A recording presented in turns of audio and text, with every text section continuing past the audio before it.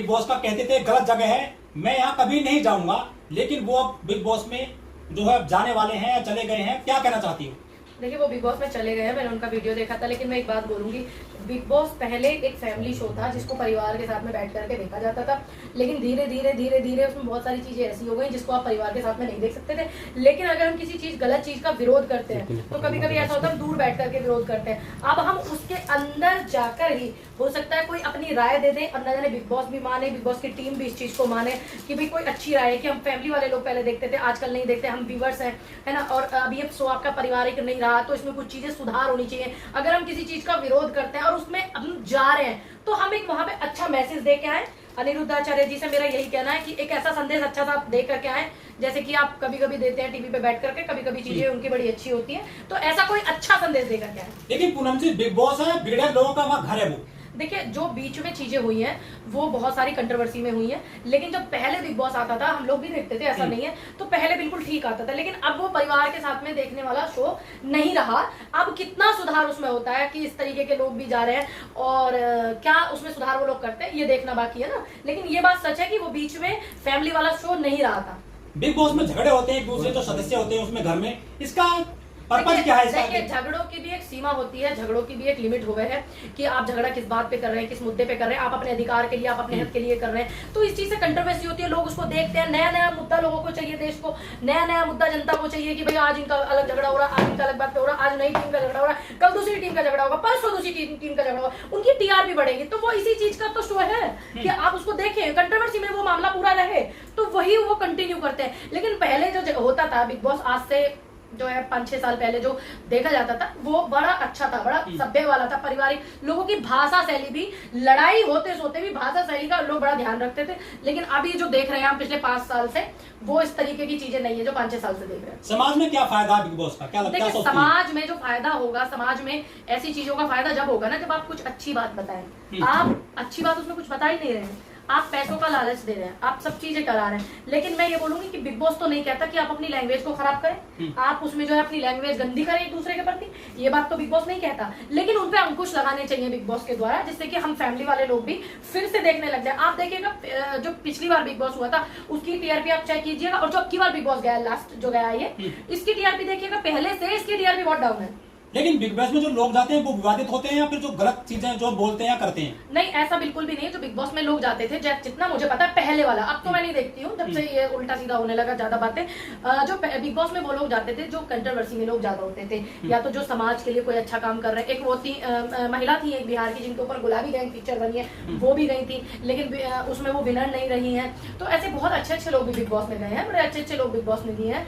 और ये जो जाते हैं वो होते हैं अपने समाज के लिए, कोई काम कर रहा है, बड़ा काम कर रहा है, किसी के लिए अच्छा काम कर रहा है, और कोई कंट्रोवर्सी में है, किसी के लिए लड़ गया, अपनी पूरी जान लगा दी किसी के लिए। सपोज कीजिए कि कोई किसी संगठन को चला रहा है ना, तो वो उस संगठन के माध्यम से जनता के लिए लड़ रहा है, अधिकार के लिए लड़ रहा है। अब आप हर किसी को ऐसे भर लोगे तो फिर वो आम शो हो जाएगा ना। बाबा जाने लगे हैं बिग बॉस में। देखिए, बाबा जाने का जो उद्देश्य है, मैं उनको यही बोलूंगी कि अगर आप बिग बॉस में गए हैं, आपको बिग बॉस में आमंत्रित किया है, तो आप एक मतलब ऐसा संगठन चलाते हैं। आप अनिरुद्धाचार्य जी की बात कर रहे हैं, गौरी गोपाल आश्रम। मैं पर्सनली बताऊं आपको, अनिरुद्धाचार्य जी को तो पता भी नहीं होगा, और मैं अभी 1-1.5 साल पहले जो है उसमें मैं गई थी उनके आश्रम में, क्योंकि मेरी मदर बहुत उनको टीवी पे देखती थी, बहुत ज्यादा। तो मैंने कहा मम्मी क्या तुम सुबह शाम यही लगा देती हो, कुछ और भी लगा लिया करो। तो वो कहती नहीं बेटा, ये बड़ा गरीबों के लिए मदद करते हैं, ये महिलाओं के लिए करते हैं, और ऐसे बोलती थी कि तुम लोग मेरे से झगड़ा करोगी ना तो मैं यहीं चली जाऊंगी। मैंने कहा हम भी देखेंगे कौन है भाई ऐसा आदमी जो तुम यहाँ जाने के लिए कह रही हो। तो कह रही जब तुम मुझसे झगड़ा करोगी ना तो मैं जब भी जाऊंगी तो मुझे ढूंढना हो तो यही ढूंढना। तो हम गए अपनी मदर को लेकर, मैंने कहा चलो तुम्हें घुमा के लाते, दिखा लाए चलो।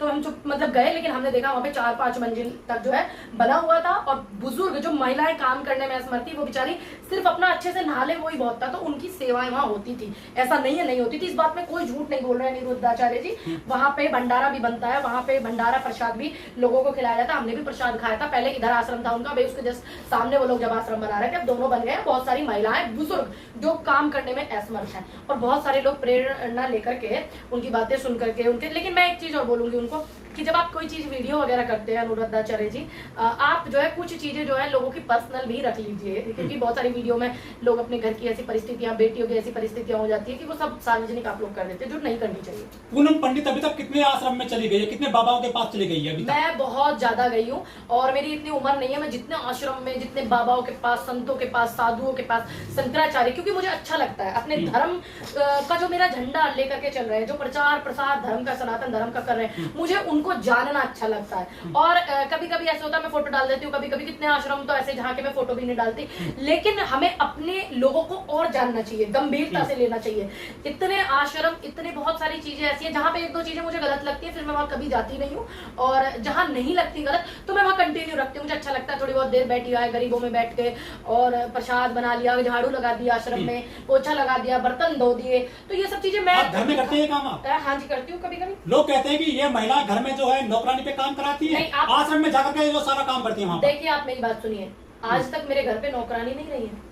आप ये बात मेरी, आप ये ये वाली बात मेरे गांव समाज में पूछ सकते हैं। दूसरी बात, मेरी मदर अभी इतनी बूढ़ी नहीं है, या हम बूढ़े नहीं हो गए हैं तो हम नौकरानी रखेंगे, समझ गए आप? दूसरी बात, हम लोग गांव में रहते हैं, हम गांव वाले नौकरानियां नहीं रखते, जो बड़े हाई फाई लोग हैं वो रखते हैं, हम आज भी गाँव में रहते हैं। लेकिन बहुत सारे बाबाओं के महिलाएं जा रहे हैं, पुरुष जा रहे हैं, लेकिन वो बाबा जेल में जा रहे हैं अपने कुकर मौके दम पर। देखिए जो लोग जेल में गए हैं वो जेल में ही रहने चाहिए, जेल में से उनको नहीं निकालना चाहिए, और जिन पे जो केस साबित हो गए वो जेल में ही रहे। लेकिन जो सनातन धर्म का प्रचार प्रसार ईमानदारी से, अब देखिए जैसे हमारे धर्म में क्या है, शंकराचार्य को सर्वोपरि माना जाता है ना, और बाकी लोग हैं अपनी आस्थाएं किसी को। आपकी नजर में सबसे बेस्ट कौन है आपकी डेट में? देखिए हमारी बेस्ट, ये आपका बड़ा टफ सवाल है और बेहद आज जरूरी भी है। देखिए हमारे धर्म में जो है सबसे सर्वोपरि जो माना गया है सनातन धर्म में, वो शंकराचार्य जी को माना गया है, जिनको किसी चीज से कोई राजनीति से मतलब नहीं। जहाँ राजनीति होती है वहाँ धर्म नहीं होता, जहाँ धर्म होता है वहाँ राजनीति नहीं होती है। तो हम शंकराचार्य सर्वोपरि अगर मैं बताऊं तो मानते हैं, लेकिन जितने भी सनातन धर्म के साधु संत हैं वो हमारे लिए सभी,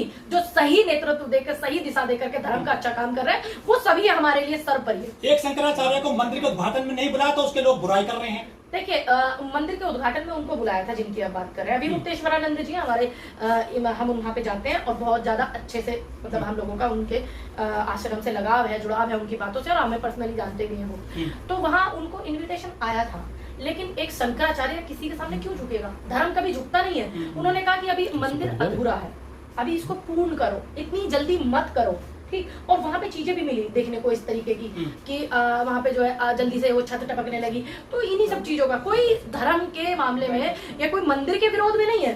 तो शंकराचार्य जी अपनी तिथि से बता रहे हैं कि भाई अभी ना करो, इसमें आप 24 के चुनाव में फायदा लेने के लिए करो, आप थोड़े दिन बाद करना, अभी मत करिए। तो उनको इन्विटेशन आया था, ऐसा नहीं है नहीं आया, लेकिन वो किसी नेता के सामने, वो एक उत्सव मना दिया गया भारतीय जनता पार्टी द्वारा, तो वो किसी नेता के सामने क्यों झुके? क्योंकि धर्म कभी किसी के सामने झुकता नहीं है। प्रधानमंत्री बनते 5 साल के लिए, फिर नेक्स्ट होगा फिर 5 साल के लिए। धर्म के जो शंकराचार्य हैं वो एक बात वजह से स्थापित हो गए, वो जब मर जाएंगे वो पूरी दुनिया सुनता जहान के सुख चैन को छोड़ करके बनते हैं, तो वो नहीं आप उनको हटा सकते, प्रधानमंत्री भी नहीं हटा सकते उनको। अगर नंबर देने की बात आए तो आप 10 में से अनु को कितने नंबर देंगे, धीरे को कितने नंबर देंगे? मैं देखिए मेरे अगर विचारों की मैं बात करूं, सेवा भाव की अगर मैं बात करूं, तो मतलब जो गरीबों के लिए अगर मैं बात करूं, तो दोनों ही एक तो बेटियों की शादी हर साल कराते हैं धीरेन्द्र शास्त्री, और अनिरुद्धाचार्य जी अपने यहाँ बुजुर्ग माताओं को पालते हैं। तो मैं दोनों को एक तराजू में बांट रख के नहीं तोल पाऊंगी। इस मामले में धर्म के कार्य करने में, बेटियों की शादी करना भी धर्म का कार्य है, बुजुर्ग माताओं की सेवा करना भी धर्म का कार्य है।